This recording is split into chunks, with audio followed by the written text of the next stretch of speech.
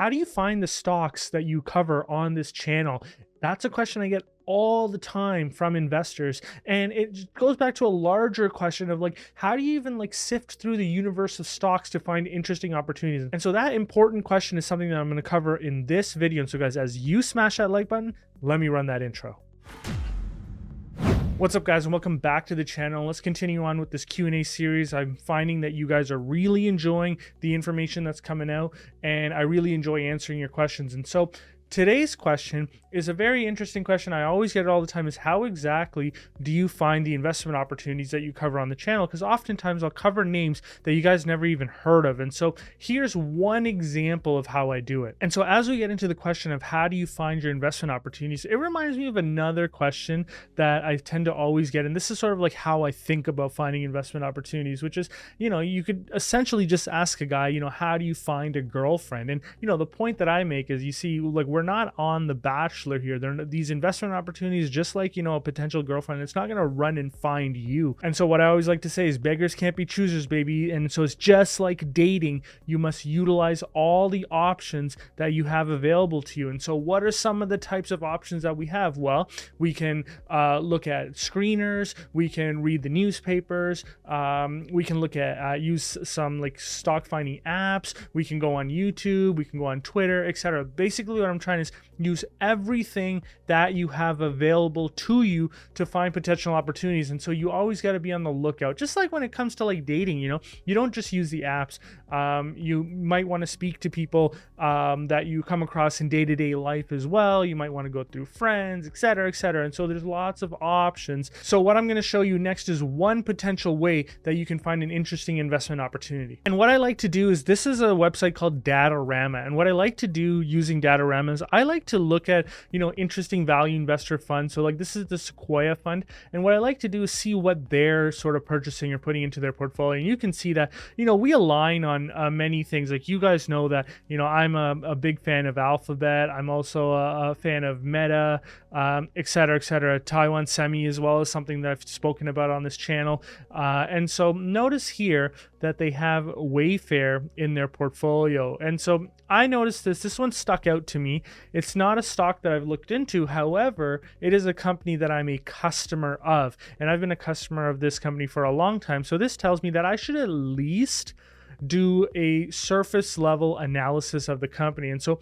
what do I mean about surface level analysis? Well, now, at least step one, the question is answered on, how do I find the investment opportunities? Well, what I end up doing is I look and find candidates to sort of do a little bit of a surface level analysis of. And so let's go into that a little bit and let me explain to you what I mean. Now, you don't have to use this website, and I'm not sponsored by them at all, but I used Seeking Alpha. And the reason why I use it is because they make their consensus estimates pretty easy to find. And like, on the surface, this looks like a compelling opportunity because currently the share price is around $51.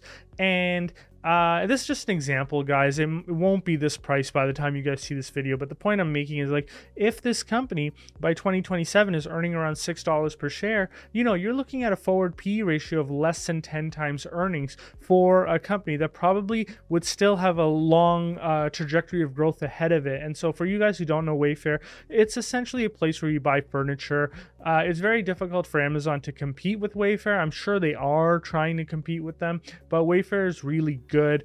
And like I said, I've been using them for a long time. I do believe that they have a place in the overall retail market, but I do have to point out that retail is a very difficult place to compete in, even online. And so, the next thing that I would do with this name is I would ask or walk through the 4 most important questions as it relates to analyzing a company. And so the question that you guys might have is, what exactly are those 4 questions that you're talking about? And so what I'm talking about is the super sophisticated stock analyzer tool, which I give to you guys for free in the description below. And all it really is just the 4 questions. I actually think it's kind of crazy that there's people out there that charge for this. They have courses, and a main part of the course is just teaching you these 4 questions. Like, it drives me crazy that people will try to profit off just like simple stuff like this. And so I just give it away to you guys for free.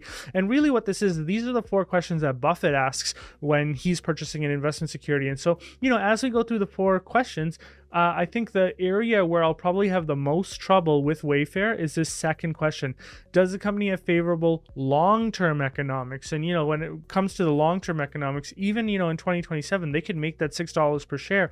However, are they sustainably going to make that money over the long term, or can something else come and out compete them? And just being in the retail space in general, irrespective of whether it's online or offline, it can be a challenging go. And so, I don't know how to think about that. They have competitors. I'd say the closest competitor is probably Amazon, maybe also like Walmart, but the stuff you get on Wayfair is a lot different. And so they probably are okay, but I have to do a little bit more work and analysis. But in other words, what I'm saying is I found the investment opportunity on Datarama. The name stuck out a lot to me.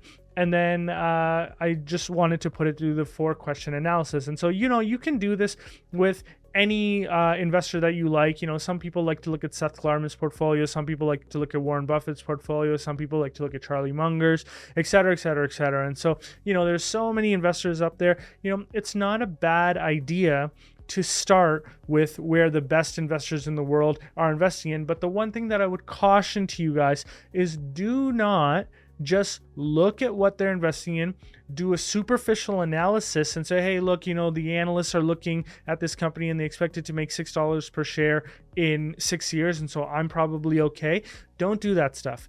You really, really have to understand the investment, model it out for yourself, do the ask the 4 questions. One of those questions actually encourages you to do, and I would say it should mandate you to do a SWOT analysis, so strengths, weaknesses, opportunities, and threats. You got to do all that stuff before ever purchasing a position. And then the other thing that I would say is that, don't look at positions just as like a trade. If you're not willing to hold it for 10 years, don't even hold it for 10 minutes. I really like that quote, and I'm going to start saying that more on this channel. And so in the spirit of looking at experts, if you want to consider me an expert at all, I don't consider myself an expert, but I have this tracker where I've graded this out, but I have a list of a bunch of securities where I've provided my opinion as to what I think they're worth, and then you can click into each one of those names and it takes you to a valuation model, and so you can see how I got to that opinion. And so you can actually get access to this tracker, and that would be another way to see sort of like if there's any interesting opportunities out there that you yourself may want to do further research. But I always say with my tracker, at least, don't action off the tracker. That's not what it's meant for. It's meant to help you model and understand how to think about certain opportunities. Never make an investment decision off the tracker. It's not meant for that.